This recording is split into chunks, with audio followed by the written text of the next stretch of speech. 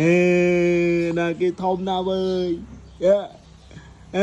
Anh này kia thôm nào ơi.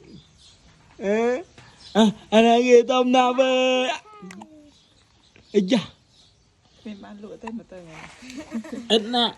Việc liêng lâu ấy. Bạc Dạ. Hả?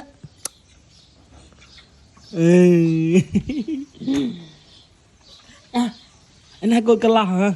Hả? Cà lạc ba khôi. Hả? Trên côi à? Hả? Trên côi à?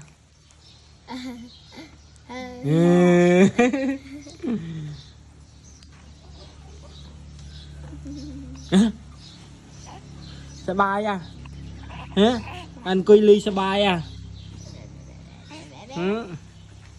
Sa bài biến. Không biết tăng camera.